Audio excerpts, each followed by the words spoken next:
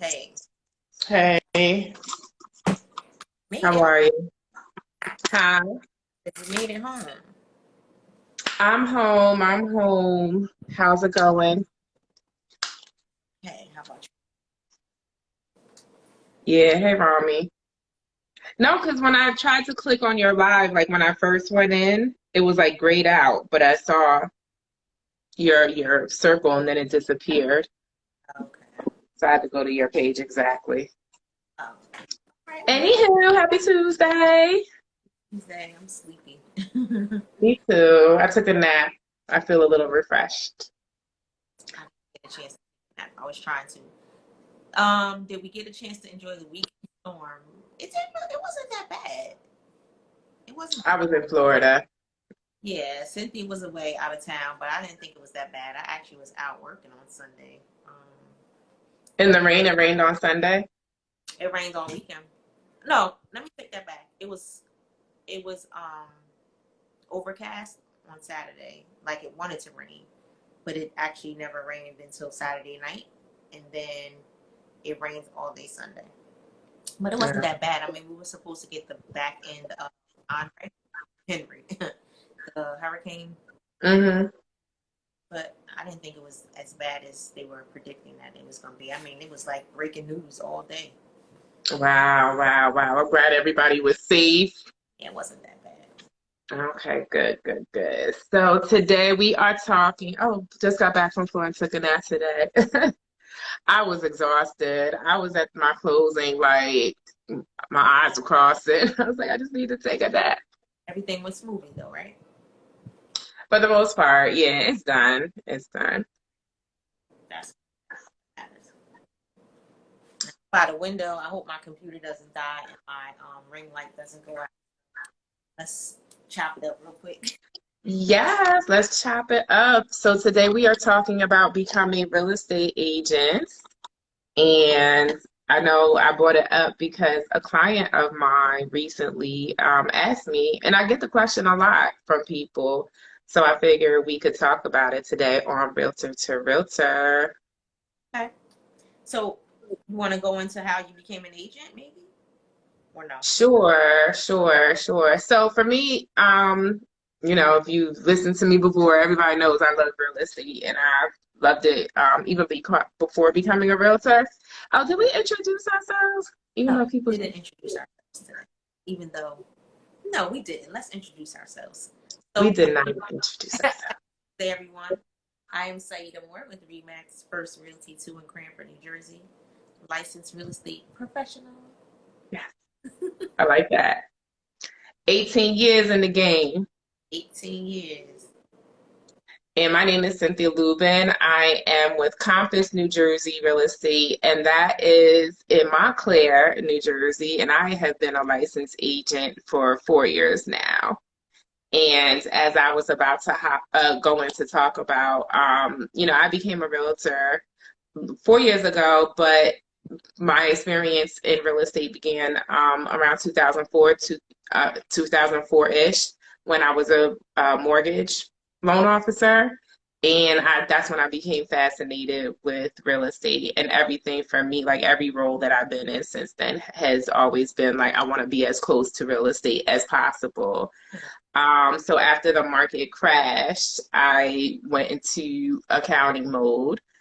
Just like my thing was like I want to really understand business and, finance so I could really be able to speak to it. But I realized doing it, accounting was not my thing. I love the information that I've learned, but the actual work itself, I did not care for. So actually, after doing it for maybe like 7 years or so, I was like, you know what? I think I'm gonna go back to this real estate thing, but I wanted to try something different. And, I did the mortgage side. I was like, let me be a realtor, and I'm loving it. Um, I like talking to people. I love home ownership. I like the independence that it gives, even with all the stresses. I mean, we're gonna have to talk about like the ups and downs of being an agent because it's not always up. I know people see us posting, all the closings, and they're like, that looks great, but there's a lot of work behind the scenes. and you just have to really love what you do. But unfortunately, I do. So it keeps me going. So that's how I got into being a realtor. Like after I left corporate, took the exam and been doing it ever since. Got it. Did I ever tell you that I started off as a business major in college and I failed accounting and I quickly You switched? did tell me that. No, undergrad girl.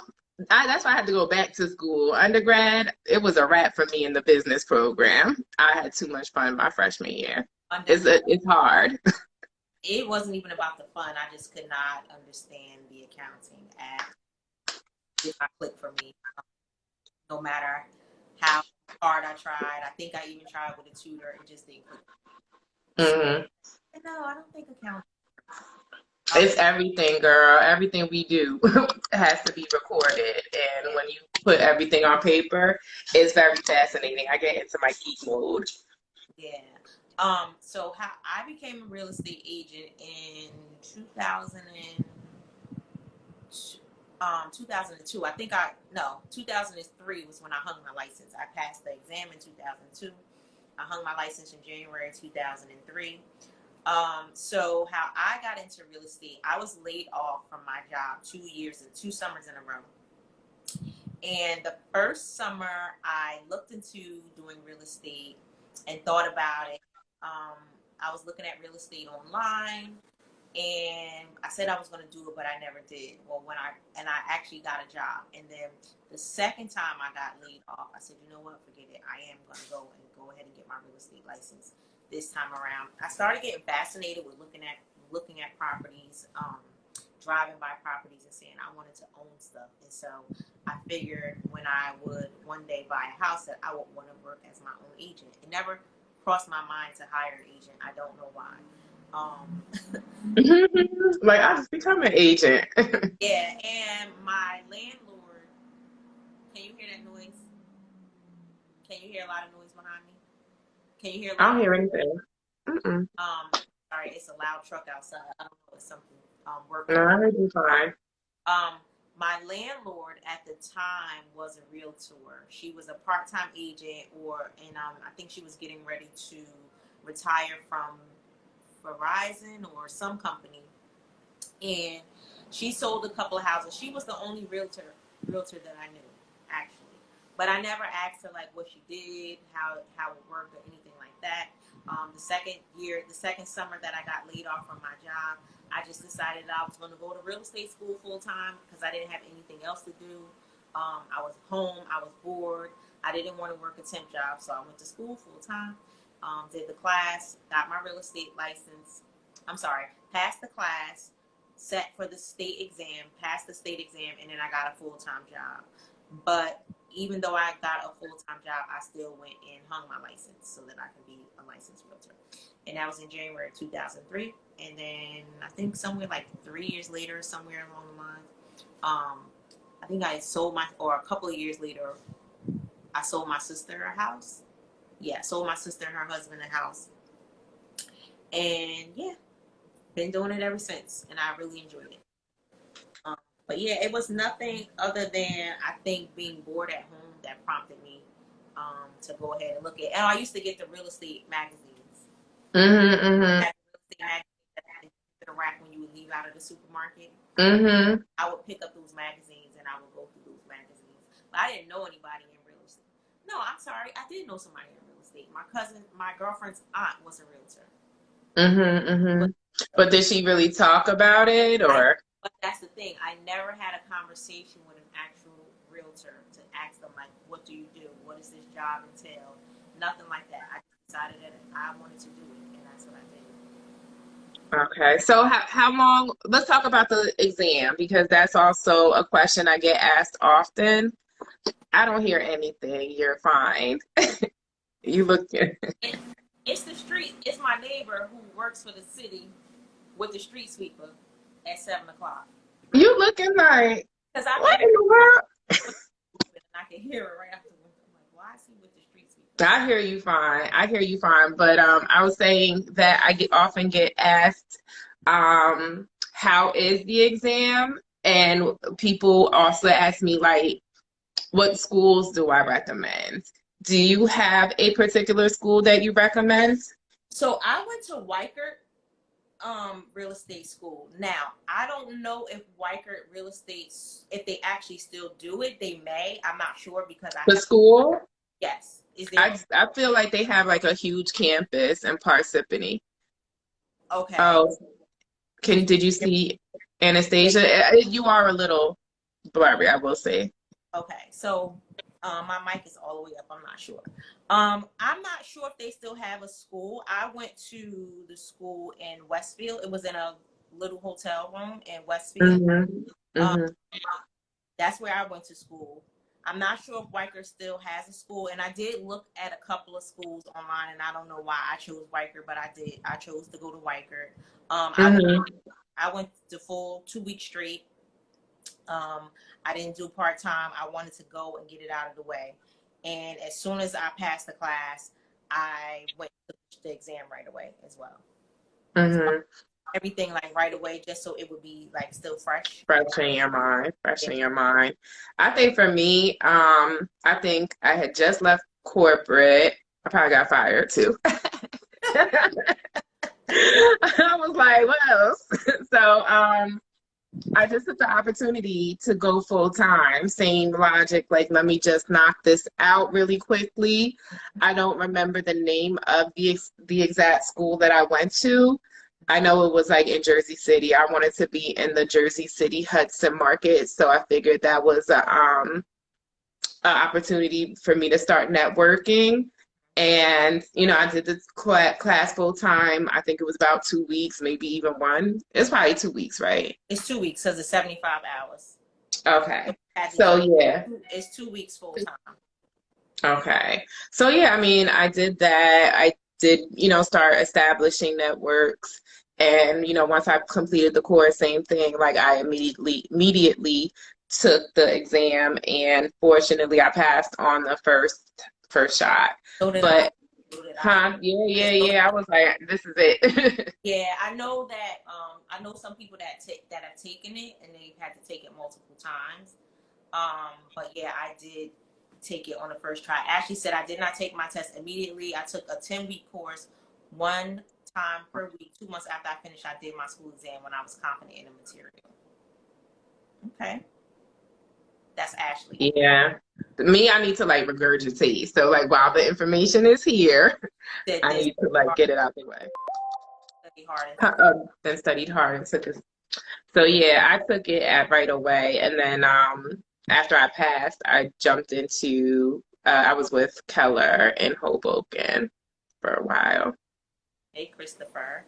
Um, so I started off at Century 21 because that's where my girlfriend's aunt was an agent. Um, Hmm.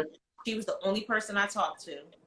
Um, I don't think there were a lot of students in my class, and I'm trying to remember if I even still know any of those students. I don't think I still know any of those students that I can remember. And everybody was like, "Oh, you should go here, you should go there, whatever." But I didn't know anybody, and so my girlfriend's aunt was the only point of reference that I had. So I called her. She said, "Come and talk to my broker." And basically, I didn't do any like looking to see what the broker had to offer. I did none of that. The only thing that I do remember that I liked about the office was that it was owned by two women, Hmm. and I was an idea of working in a woman-owned agency kind of like resonated with me, and so that's why I joined that company. Um, Hmm. I didn't stay there for very long. For like a year. In the interim, I got married, and I was going through a divorce like really quickly. So my focus shifted, and I just wanted to be closer to home. So I left that office and wound up going to work for my old landlord who had a brokerage that was Hmm. right around my Oh, house. that's good. Hmm. So you say you didn't really interview with a lot of places. I Do you feel like you regret that, or should you have done more research? What would you recommend to someone who is, about to go through this process? Look around, or does it make a difference? So if I was starting again over today, I definitely would interview with multiple companies. I probably would do, and the internet is more prevalent now than it was in 2003 when I got my license. So there wasn't a lot of things that you could just Google online the way you can Google stuff now. Zillow didn't exist 18 years ago. Um, so you weren't able to go online and kind of like look up people's reviews and things like that. If I had to do it all over again, if I was getting my license today, I definitely would do some research. I would see what an office had to offer me, and how they can help my business, because basically wherever you go,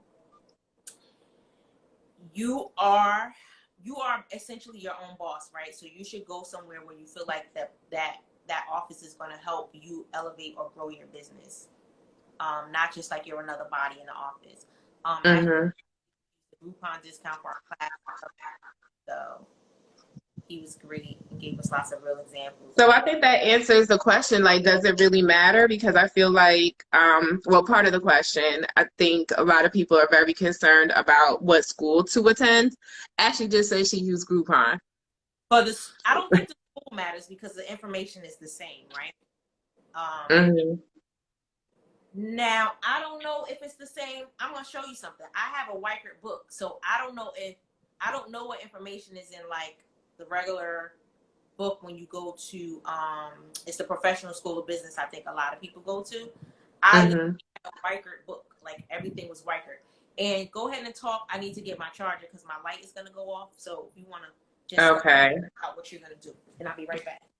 So yeah, I think for me, when people ask me about the school, I feel like, from what I hear, I can only speak to my own experience, but I feel like, they all teach to the book so you could pass the exam. I do feel that, the learning is in the field. And I feel like I learned a lot more, actually doing the work and, going through different transactions. That's where I pick up a lot of my knowledge. There are a lot of terms from the school that, I guess just may not apply to the areas that I cover because I very rarely use them. But I do try to refer back to the materials from class just to make sure I keep everything in my head. So Kova is where I went for my title license, but I believe they do real estate as well. I mean, you can go on the New Jersey Department of Banking and Insurance website, like the real estate section, and they have, a list of all the accredited schools that there are in New Jersey. A lot of them are offering online classes right now.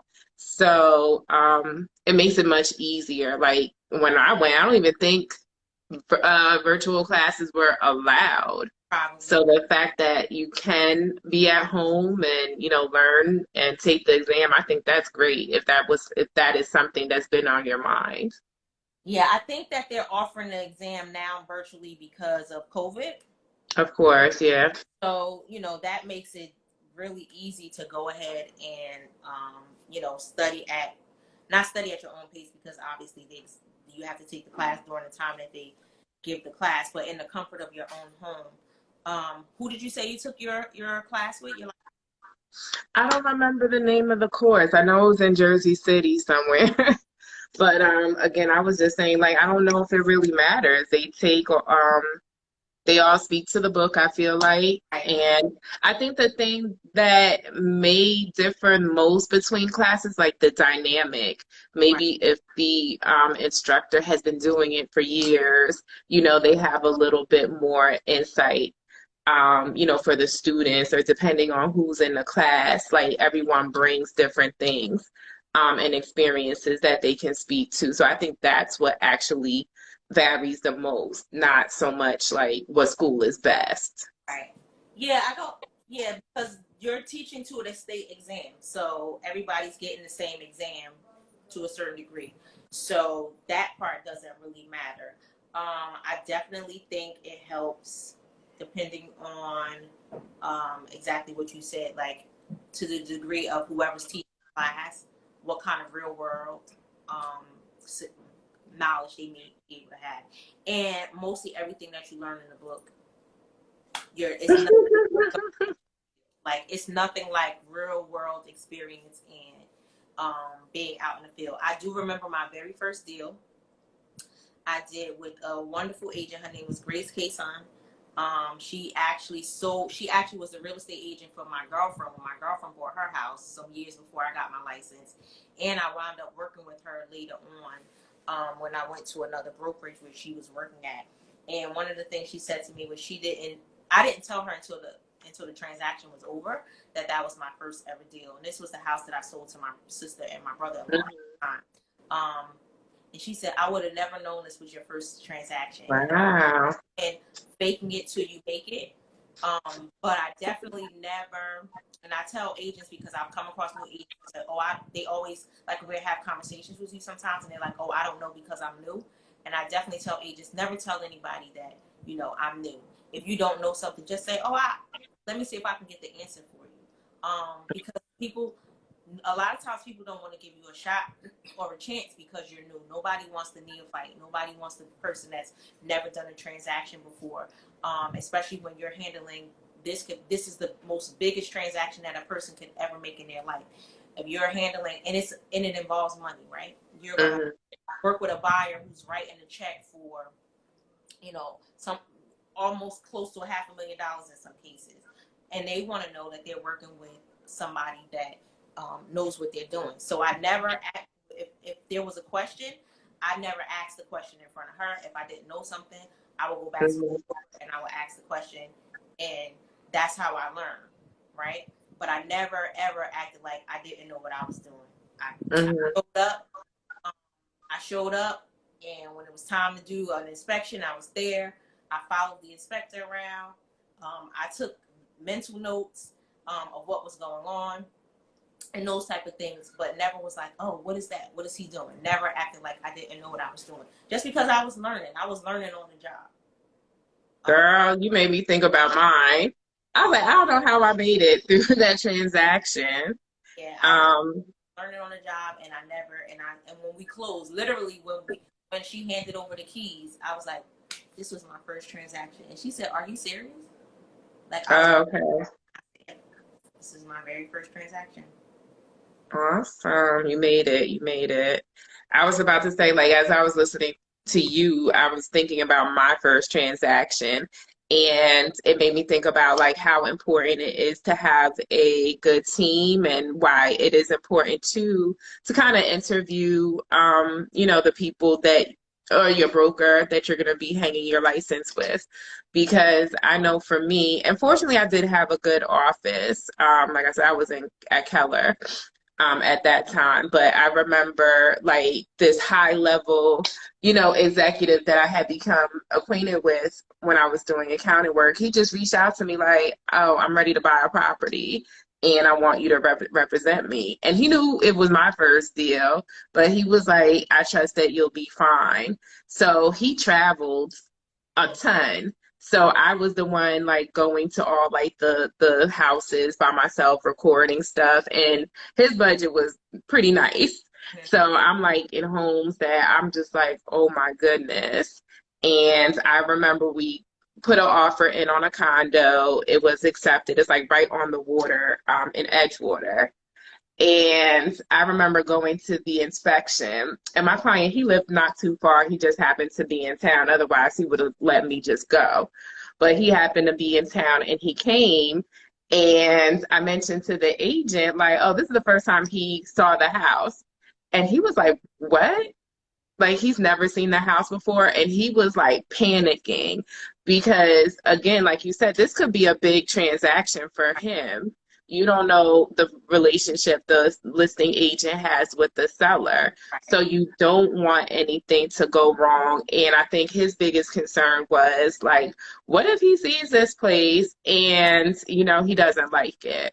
So that was like a big ordeal. And I remember my client coming and he's like grilling us. And my client's like, oh, you must not know. Like, I'm good. So long story short, we ended up making it through, but I think somewhere in the conversation, it did come out like I was a new agent. And I think that made them, in the beginning, stay on top of me to make sure everything went smoothly. But I was like, like you said, just be confident. I was like, I got this. Right. And, they kept asking me about like his financing. They're like, oh, he can only put 5% down on a condo of this amount. And I was like, his lender said, it's fine. Like, be confident. Don't let people challenge you. And if you do have questions, again, that's where your team comes into play. And you make sure you dot your I's and cross your T's. But nothing we're doing is rocket science. You know what I mean? We're not saving lives, but you do want to make sure, again, that you present yourself professionally and confidently and know what you're doing. And if you don't, make sure that you have, people that you can tap into. I Do we will have comments? say that again. Oh, Gabby, I'm looking at the comments. So what I will say is, anybody that's coming into the market today, if you were going to be a state agency today, have a ton of technology on your side that did not exist when I got my license in 2003. When I got my license in 2003, we literally used to have to photocopy 7 contracts, hand sign each contract, deliver a contract, 2 contracts, one to the broker, one to the listing agent. You kept one, you gave one to your client, you had to deliver one to the attorney, and one in the office for the broker. I think it was 7, 5 or 7, some crazy, ridiculous number, right? It was crazy. So in the age of e-sign, this is like gravy. You don't have to do as much work. You can also market yourself in ways that we couldn't market ourselves back then. With social media, Facebook, Instagram, TikTok, Twitter, Snapchat, all of these things. Like, you can create the business that you want to create with all of the technological tools at your disposal. Again, things that I quickly learned, and I got into social media as technology evolved. I always stayed on top of everything that became new. I think I'm on the 3rd MLS. Garden State MLS has been changed 3 times since I've been in real estate, and I've had to learn really quickly the system each time. It's probably changed once since you've been an agent. No. I'm so sorry. I didn't hear what you said. Garden State MLS. The MLS probably changed at least one time since you've been an agent, right? Actually, I remember logging in when I first became a realtor, and I had purchased my home maybe like 2, 3 years before, and I was like, this looks exactly the same. And I still feel like it looks exactly the same in some respects. Yeah, well, it's changed 3 times since I've been. Mm-hmm. It definitely is not the same as it was when I first started out. But again, like, I try to stay on top of everything. I learned it very quickly so that I can stay on top of where to find the things that I'm looking for. I definitely will say that a new agent should find a mentor if they can. Find somebody that you can bounce questions off to if you can't get to your broker. I mean, preferably you should go into an office where you have a broker that's easily that you can easily pick up the phone and call. But if you happen to go into an office, or you're a part of an office where you can't reach your broker, you definitely should have somebody that you can bounce questions off. Yeah, Ashley says one of the biggest things I did fresh out of was ask tons of questions. I will annoy the life out of Olivia with questions before I present myself to other agents. Like, I don't know what I'm doing. And as a new agent, you are going to have a bunch of questions, tons of questions. And you should find somebody, another agent, maybe if you have a friend in the business that you can buddy up with, or that doesn't mind asking questions. I have friends that have gotten their license since I've been a realtor, and they pick up the phone and call me, and I don't have a problem answering those questions. I'm trying to think of something else that I would tell a new agent. I think that's how you and I became cool. I know I tapped into you when I was at the office. I would tap into you, definitely tapped into Olivia. Like, I have no problems like Ashley asking questions, because everybody does different things, Right. Through different ways. And, for me to come up with like my own style, it's good to know, different ways That, and you may find an opportunity that you can improve right. upon.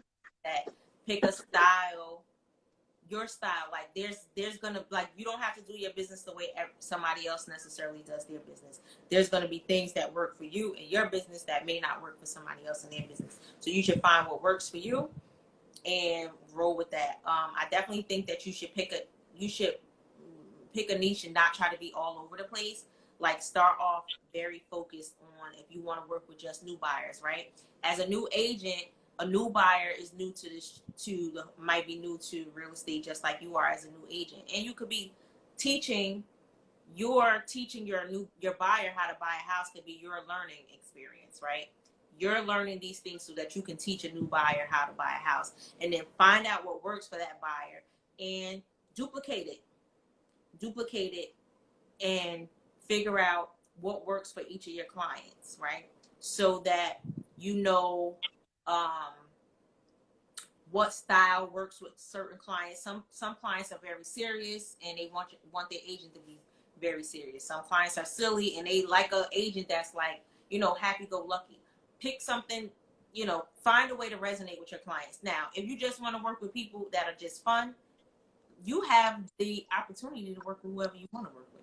So if you want to go out and find just fun buyers that like to have fun and want to kick back and drink with you when you finish showing houses, find those buyers. I'm just making stuff up, but that's what I think I would be doing. I would do differently. Now, here's And a that's all part of branding too, because it's right, hard for you to find those buyers. Like you go out and, seek those buyers because you're going to reel in a lot of people. But I think if your branding is reflective of who you are, then your oh, audience will come to you I'll and they they'll will be drawn to attract, you. right? Mm. They will be attracted to you. So there is a agent that I know that is a friend of my niece's, and I started following her on Instagram, and I noticed different things that she was doing, and I had a conversation with her, and that's even things that I picked up from her. She's only been I think doing this now a year full time, and I'm like, at even 18 years in the business, there's always something that you learn. Like I'm always still learning things. And I said to her, do you always match your clients at the closing? And she says, no. What happens is her clients watch her on Instagram and they tell her, when we close, I want us to wear a matching outfit. And she's usually matching, like her client goes to her closings, they'll coordinate their outfits. And I mean, I think it's the cutest thing.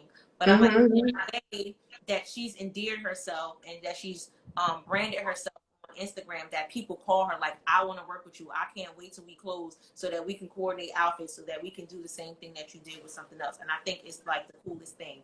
And she's been able Hmm. to build her business just off of Instagram. Hmm. So you definitely got to I find. think new agents will hear that and they're gonna be like, oh, I'm gonna start matching. But, with my clients, but again, it's like finding your own thing, finding your own lane. Trust me, there's a lot of buyers and a lot of sellers Right. out there. So if my takeaway from what you said, if there is a takeaway, like find your thing. What Right. makes you want to do real estate? Or, what do you enjoy about it and how are you going to reflect that with your clients and you'll, like I said, you'll bake them in. Right. So that's what works for her. So that's what she does. So this Asher Wifey, I'm sorry, says, as a new agent, do you guys shadow another agent? I never shadowed another agent as a new agent. I'm sure that there are agents. I would encourage an agent, if you come in as a new agent today, if you can find someone that's not too busy, and I use busy in air quotes, but if you can find somebody that's not too busy, that will let you shadow them, you definitely should shadow them. And I will say this too, right? There's no secrets in this industry. A lot of times what I found out, and I've worked in offices where people would say, don't say addresses out loud unless you have things signed. Don't do these things in the office unless you are sure that you have a client lock, like the client on lock, because there are people that will ear hustle and that will try to go around you and be like, well, let me see who she was talking to. Maybe I could get a contact number and reach out to that person before this agent gets them, right? I'm of the mindset of there's enough to go around. There's not one agent that can service every single client in whatever city it is that you work in, right? So you should be able to find a client in wherever city that you decide you want to make the city that you farm in, or that you want to make your target area. And yeah, I think that there are some things that you should keep quiet about, but I don't think that there's a whole lot of secrets in this industry. I think you should find something that works for you, and once you find something that works, you basically repeat that and make it like your playbook, and do the same thing over and over and over again. So what works for you? What do you find works for you? What is your style? So I don't have any particular. Here's the other caveat I will say. Now, remember, for the first 15 years of my career, I worked part time. So, most of my clients at this stage in the game come from referrals from past clients, people that organically find me online, or people that know somebody that knows somebody that referred me. I don't do a whole, if I had to look at my book of business, probably maybe 50% is new people that I find through different leads. I try to be as informational as possible. When I talk to clients, when I meet clients, I just try to give a lot of information, but I also listen to see how much they know, because I don't want to give too much information to a person that has bought a house before, and it might turn them off. Like, you don't have to talk to me like I don't know anything. Like, I do know something. So, but I can't say that I have a particular style if I had to think about it. Basically, I try to build the rapport, and I want to see if it's a person that I can work with, period. And I listen to them, and I try to find them what it is that they want. And sometimes I find them what they thought they wanted, and then I find them something else. Because a lot of times, because we're out here looking at inventory, we know what's out here.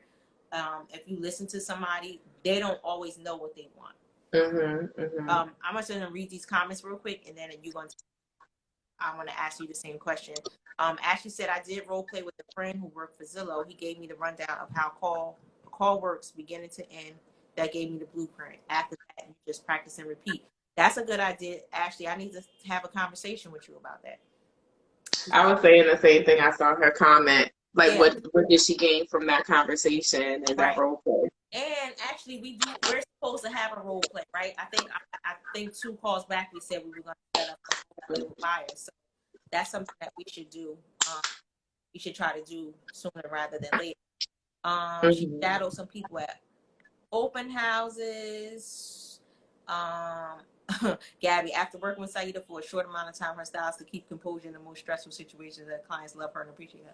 Now, Gabby's talking about this deal that we did last week that had me like crazy. I told her, I was like, I commend you, because you do have a lot of challenging deals that I probably would have, exploded over. But because, you've been doing this for a long time, and, I think that to me is kind of your niche. You do a lot of short sales, from what I see. I was, giving you a lot of credit because you handled them very well. They are stressful. And yeah, I guess after you do 1 or 2 of them, and you get kind of like the hang of what the banks want or what it is that is entailed, sometimes they go good, sometimes they don't. You just gotta roll with it. What do you think your style is? So my style, what I'm learning is that I feel like I educate. I focus more on educating, and I'm not like the realtor that's gonna sell you on like the glitz and the glamour. Like, we're focusing on, does it make sense? Like, does it make sense for you to invest your money? So I'm always, making sure that, they have the right team behind them, because I want the process to be smooth, and I want my clients also to understand what is happening, what are the decisions that are being made, because I always tell them, this is like, especially if it's a first time home buyer, this is the first of many properties. So I need you to understand like what is happening, and ultimately, like, this is your investment. Like, I could tell you what I'm gonna do. But my stance on home ownership, as you know, is very strong. So in that area, I'm more risk, not averse, but I can tolerate more risk than a lot of people. So when, I'm talking to clients, I always give that caveat because they're like, what would you do? And I'm like, if it were me, I would hop on it, or else I would pay extra. But, we have to talk about like the different scenarios. And usually I do, like I said, educate or bring out the actual points, besides the stainless steel appliances that really people should really be considering in the purchase process. And I try to make it easy to digest for them. Um, but I think my big thing is like education and making sure like we're good, right? You understand what's happening. So, when we do this next time, you'll have a better understanding of how to move. Um, because that's really key. Because I find that a lot of people they don't know Right. what they did during the process. And a lot of times, if you're not sure, you're gonna make, sloppy decisions like later on. And the goal is for you to stay in the house and, make money off of it, when it's time for you to sell. I definitely think that education is very key, and Hmm. and so for anybody that's new that wants to be an agent, I would tell them to learn as much as you can so that you can teach your clients, especially buyers, um, as much as you can. Right? Education is very key, and that's when I said when I give out a lot of information, um, I after learning different things, every time I learn something new, I'm like, okay, let me put this in my cat. So the next time I come across this situation, I'll know what to say to a client. For example, one of the things that I notice, and I'll just throw this out here, one of the things that I notice when clients are looking at multifamilies, and I always ask, are you looking for two or are you looking for three? And a lot of clients say it doesn't matter. And I'm like, well, it does matter. And let me tell you why it matters. Because with a three family, you have to have reserves. Do you have reserves for a three family? And sometimes they're like, what is that? What does that mean? So then you have to explain to them that there's a difference between buying a two family house and a three or four family house. Your pre-approval, when I ask, is your pre-approval for a single family or multifamily? Oh, it doesn't matter. And I'm like, actually, it does matter because if single family is not taken into account, um, Hmm. the rents that were counted, that would be counted, or the percentage of rents that would be counted in a multifamily home. So I need you to go back and ask your lender, um, what are you pre-approved for? Then also I always ask, how much taxes? And they're like, I don't know. I'm like, well, you need to know because it's going to make a difference in what you can afford. Your affordability. Hmm. So those are just examples of things that I say to clients when I ask them. And one of the first questions I ask, how much do you know about buying a house on a scale of 1 to 10? Are you at a 0? Are you at a 1 where you're just looking online and you know nothing? Or have you started the process and you know some things and I don't have to tell you a lot? And they'll usually tell me, and that's where I start with my clients. Um, Anastasia said, "What are the biggest challenges? Are the biggest challenges in being a realtor?" She talked about the self-sufficiency test with a 3 or 4 family. And Ashley said, I had a client who sabotaged our deal because she didn't understand so much. I reflected on it and thought of how I could do better on getting clients info in a way they can digest. That's a good idea too, Ashley. Like sometimes I'll look back and say, or at the end of a transaction, if I don't feel particularly great about it, even close, or if there was something in the transaction that bothered me, I'll always go back and reflect and say, how could I have made this? How could I have? Hmm. What could I have done different to make this a little bit smoother? Oh, so what are the biggest challenges in being a realtor? Today's biggest challenge is I'm going to close my blinds because my windows is open. I don't want people looking at my house. But let me real quickly. Today's biggest challenge is just not enough inventory, right? That's the biggest challenge that we're facing right now, or that I feel like I'm facing right now, is not having a lot of stuff to show clients. Having buyers want something in particular that is just not out there. So my biggest challenge is trying to figure out how I can go out and find my client buyers etc., what it is that they're looking for. What do you think your biggest challenge is right now? I think when I read that question, it brought me to just dealing with the personalities that we have to deal with. Everybody's different. Everybody is different. So I think you mentioned earlier, like not being able to use the same approach with everyone, and it's really that. And I know I've realized like I am not for everyone. My style of educating people and, making sure the process is as seamless as possible for them, that doesn't work for everybody. Some people do like that flashy stuff and that's what they want. And that I've realized doesn't really mesh with me. So I think the biggest challenge is, like I said, just dealing with personalities. Um, and you don't know like people's backstories. You don't know what is motivating them. Even though I do try to get the motivation for why they're selling or why they're buying now. There's probably still a lot more that has yet to come out, that they have weighing on them or whatever.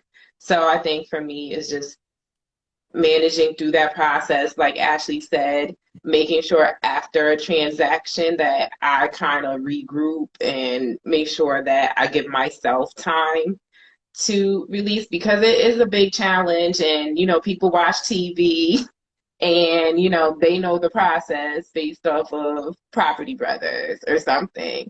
And it's like, this is New Jersey real estate. And, I hear we're very, very different from other states and how we operate. So, I have some people that have own homes, but it's like never in Jersey. And it's like, I got this. Like, I know what to do. And, trying to overcome that obstacle is a challenge for me because people can have it in their minds what the process looks like. And like you said, we're the ones out in the fields. We know the inventory, we know the agents, we know the process. So, letting people know, like, in this transaction, that your word is reliable and is coming from a space that is based on experience and knowledge, and not based on what, you saw on TV, that could be a challenge for me. But the inventory thing is also a challenge. I think that is like icing on the cake for challenges. Right. Like on top of everything we have to deal with in a regular basis, like that inventory thing for a while was getting kind of like overwhelming. And that's where I was forced to be like, okay, I have to be okay with, everyone not working with me. Like we can choose, to work with people too. Definitely in this business, you're going to find yourself in a position where you are, I hate to say that you're like a psychologist, but like there's going to be some things that you're going to find yourself wearing a lot of hats during the course of a transaction with a client, right? And sometimes you have to tell the client, right? Sometimes you're going to have to point out things that they can't see. You may have to tell them something is good for them that they think is not good for them, or something is not good for them that they do think is good for them. You'll have to be the bearer of bad news sometimes. Like, so there are different roles that you're going to have to play during the course of working with clients, and you'll have to get comfortable with being able to do that. So Ashley says communication can be a large challenge too, especially for new agents. You have to be able to communicate with different kinds of people and meet people where they are to get the job done. And that's when I say we're saying like, you'll figure out what that person's communication style is, and what you try to do is match that. If you can, if you feel like you can't match how to fit for that person, then you might have to tell them, you know what, maybe you might be better suited working with somebody else. Anastasia asks, real estate industry can be stressful. What are your ways to manage stress? I'm going to go back to that. What is the best advice you can give to agents about to start their journey as a realtor? And people say real estate is really good right now. I hate even saying yes to that because there's so much that happens behind the scenes that's nice. Right. Yeah, I think you have to like real estate. Yeah, you have to, that's the biggest thing. That's my advice, my first word of advice, because again, we're not posting all the time. I do see it more often now. People are posting when deals fall through. And I think that's a very honest thing that people need to see more of. But yeah, I think for the most part, people see like, oh, we're partying, oh, we're selling homes, we're cashing checks, and that's the end. Yeah. You know. One thing I will say is you can't be in this for the money, like, because it's not just about the money. Because if you're doing it just for the money, that's gonna come across, right? It's gonna come across as evident that you only doing this to try to get a check. So it has to be something greater than just doing it for the money. Obviously, you want to get paid, but you can't just be in it for the money, because you may not make sound decisions or allow your clients to make sound decisions where you're just trying to get to the end of the transaction because you want to get paid. Um, to go back to Anastasia's questions, what are some of the things that you do to manage stress? So I know for me, one of the things that I do is I try to take a nice vacation once a year at least, so I can de-stress. Now, I don't think any of my vacations have ever been a vacation with zero work being done, but if I'm on 100, I would say my vacation might be 20%, and then I'm going to enjoy the other 80% of my vacation, because unless you have a team or somebody that can answer questions for your clients, it's hard to put things down 100%. What do you do to manage stress? Drink. Drink.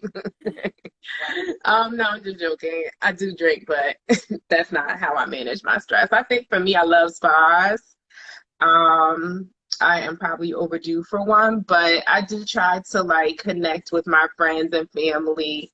I do try to set aside weekends here and there where I'm just like, I'm not showing. I just, sit down and give myself peace. I try to wake up in the morning. People probably have seen it on my stories. I do my little calm meditation thing and I'm like preparing myself for the day. I'm getting my mind right because, there are a lot of things going on with a lot of people. And, you hear that, you take it in, and you also have to like stay focused on the transaction and getting them to their goal.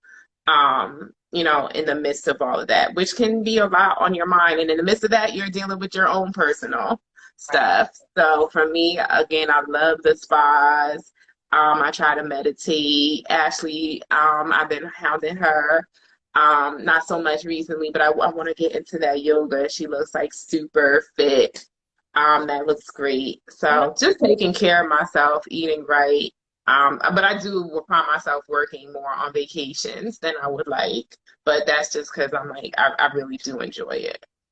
Well, I mean, again, it's hard. If you're in the middle of transactions, it's hard to put anything down 100%. So that's why I said, like, that 20% I may spend where I'm going to say, I'm not going to be on the computer all day while I'm on vacation, but I might go and say, I'm going to check some emails, I'm going to check in with these clients, and then I'm going to put it down, and I'm going to enjoy the rest of my vacation, and I'll deal with the other stuff when I get home. Mm. I used to like yoga, but my girlfriend won't go with me anymore, so I'm gonna have. Mhm. Oh, Ashley, we have definitely have a partner in Ashley. Ashley said deep cleaning her car, spending time grooming her plants. Oh, I do see her story. She does like her plants. I just got back. Yeah, she has a nice garden. Yeah. I'm going What do through you a think? human body coloring book, relearning all the body parts. Okay, human Ooh, book sounds that sounds interesting. So I guess another question I get is kind of approaching 8 o'clock, but so we talked about, real estate school, getting your license. So as an agent, what is it, the 75-hour course? 5 hours. Mhm. And then for a broker, 150. Um, Building your team, interviewing different brokerages, having your network. So, I will also. like say you're. Oh, I was Mm, gonna. I will also say, like, if you're inclined and you think that you want to um, do it, if you found a team that you could work on, if it just helped you learn, get over the learning curve really quickly, and building a little bit of um, a book of business, and it could also teach you some systems Mm-hmm. I think that you definitely have to systematize. So when I say like you learn something that works for you and you repeat it, that's your system. Like you have to get a system so that things stay running a certain way. And if you find that you create a system that this is how you work with buyers from contract to close, and you find a system that this is how you work with sellers from contract to close, let that be your playbook, your guide, or your business manual, so to speak. And use that manual to work with your clients. And then I think things will become easier. Yeah. So I was kind of trying to go through the progression, and I was going to get to a point where I think we talked about it before, where the ultimate goal, and I wish I had a plan when I first started. You don't want to be an agent forever. At least most people don't. Right. So, business is going well. You have your book of business, you have your network, you may even have a team. Like you want to start thinking of how to, make your business an actual business. Right. You can't be running around forever, unless you want to. But I would say that's something, as you become more seasoned, think about becoming a broker yourself, managing your own office, managing your own agents. And like I said, think of like multiple streams of income and how you can kind of branch off. So again, you're not always in the business because it's very physical and you do have to be there, a lot. And after a while, you don't want to do that as much, but you want to start thinking as you progress in your career. Yeah, I definitely have a retirement plan. Mm-hmm. So I've already started to think about transitioning now. What year I want to start the transition, where I want to be, and where I'm going to start to wind. So if this is something that I would definitely say, like if this is something that long term, you should plan it out. If it's like a 20-year plan, make it a 20-year plan. Like NBA players, right? They start off young, they usually retire somewhere around that 37 mark, right?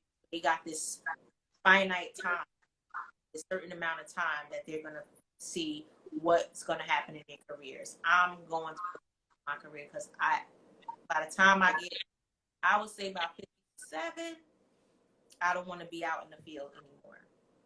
So that gives me about 10 years right now to figure out what my next goal is. If I'm going to transition into building a team of agents that I can train and I can help mold and help them get business, and they can go out and work, and I can get paid without having to actually go out and work. If I'm gonna open a brokerage, probably not gonna happen because I don't want to be a broker. Mm-hmm. But I'm starting to think about what it is, where do I want to be, so that I can start to wind down.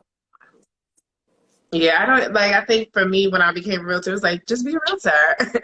But no, it's an actual business and it can be a viable business and it could have longevity too.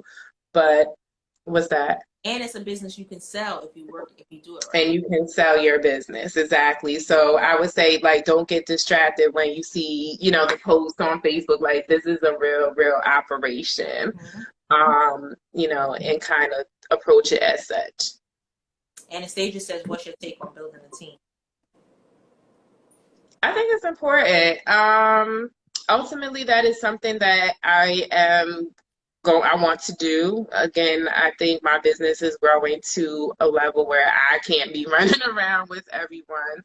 But I think teams can be different. Like I consider you part of my team because I'll be like, Sayeeda, what you doing? So, you don't have to necessarily have a formal team, but if it works for you and you see your business like scaling to a point where it would make more sense for you to have people under you, by all means build your team, because you can only do but so much by yourself. Exactly. Anastasia said, I did not know you could sell a real estate practice. Yeah, absolutely you can. It's a business. Yep. What you say? You didn't know you could sell a real estate practice. Oh yeah, absolutely. People do it all the time. Yeah, it definitely has a value to it.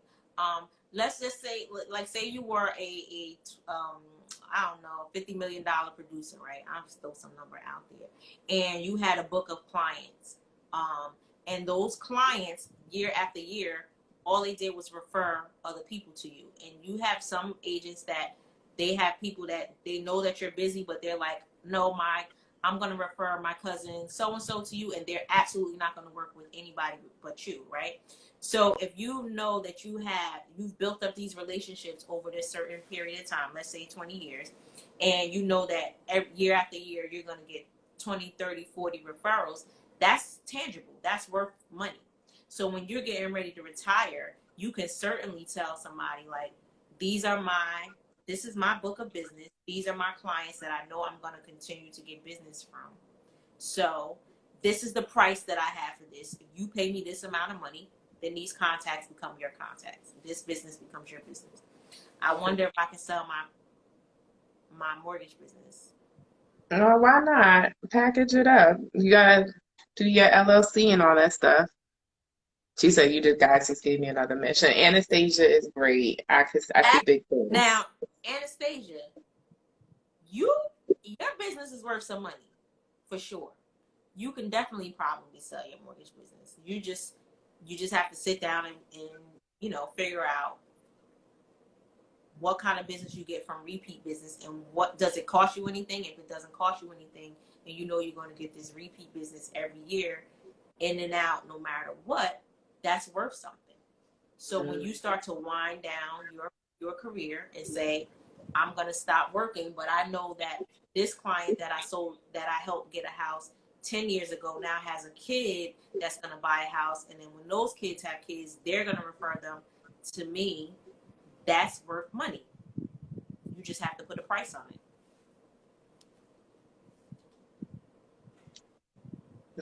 Yep. Not going out of business anytime soon. That's why I was like, I think she has a little bit of time before, but be working towards that. So when because the time is going to come, and you want to be prepared. I mean, and even I'm thinking about it, 10 years from now is not a long time. 10 years is going to go by like that. And 57 is still relatively young. But I just know for me that that's probably where I'm like, I don't want to be out, riding around necessarily showing houses at that particular. Hmm. But there are going to be some younger people that are going to come behind me that definitely want to do it. So can I mentor those younger people? Can I train those younger people? Can I get those younger people to be, my street team, so to speak? Can I get the business and have them go out and do the work and still get paid? Hmm. That's something to think about. So yeah, I was about to ask you that too. Like, so somebody is looking to get into real estate. Maybe they don't have the capacity. They may be working to do it full time, or even I would say part time on a minimal basis. But would you recommend them work with an agent, like intern, and become familiar, or not? Yeah, intern. That would be ideal for the agent. Essentially, yeah. I mean, they could do it for a referral. So, you want to get paid. An intern doesn't necessarily get paid. Exactly. Yeah, I would definitely say if you want to get into this part time, let's say you got your license and you wanted to be a part time agent, you could maybe partner with a full time agent that doesn't necessarily have the capacity to go out and work with 10 buyers at a time on the weekend, but you have time on the weekend, and they want you to open a door and learn about going into a house,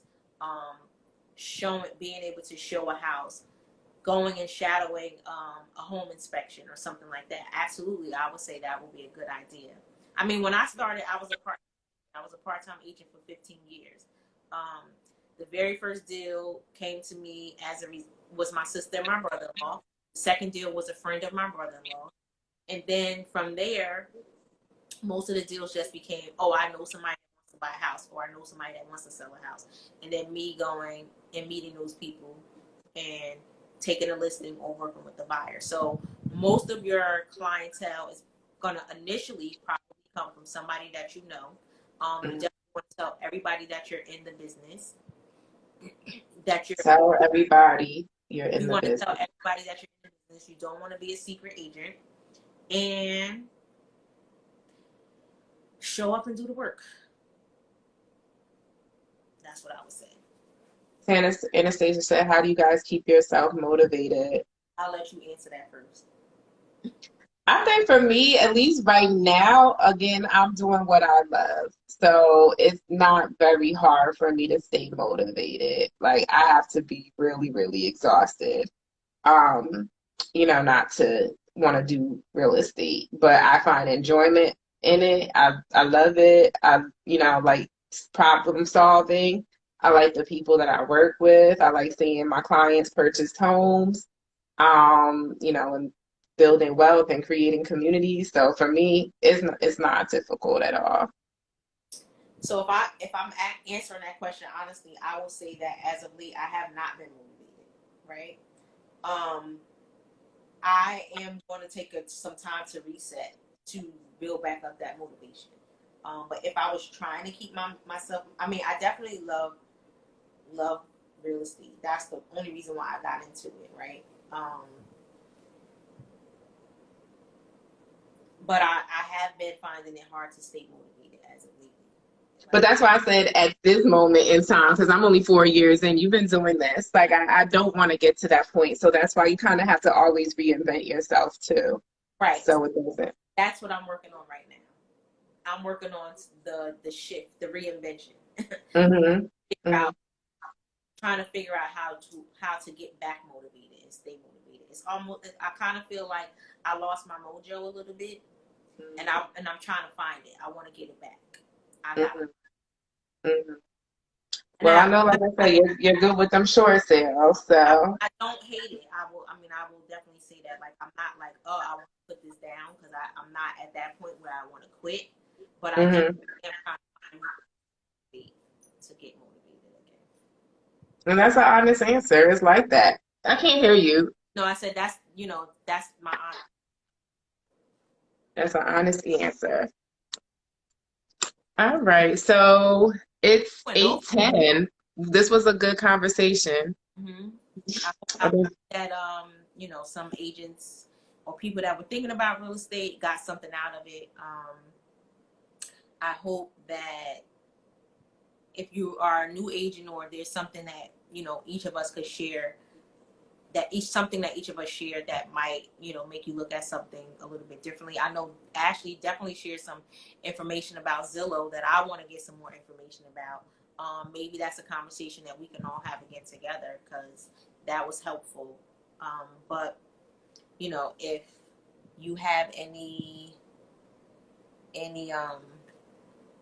I don't know, if you have anything else you want to share, Cynthia. My thing is like I just become a little concerned when people just like I said, see the glamour and want to be real estate agents. Just because again it's a very sensitive area. Again, you're dealing with people's assets, their money, um, their time. Just make sure it's something that you take seriously. But otherwise, I think it's a great field. It's rewarding, and whatever your motivation is, you know, make sure you do it out of, something that you're passionate about, and that will help serve other people. And that's basically what you're doing as a realtor. You're serving other people. Mm-hmm. It's definitely a service industry, and you have to want to be in the business of service in order to thrive and survive. All right. So, I never thought about this as a career, and agents suggested I do it.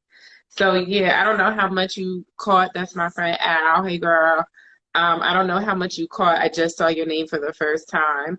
So, go back and watch it. I told she's the one that made me think about it.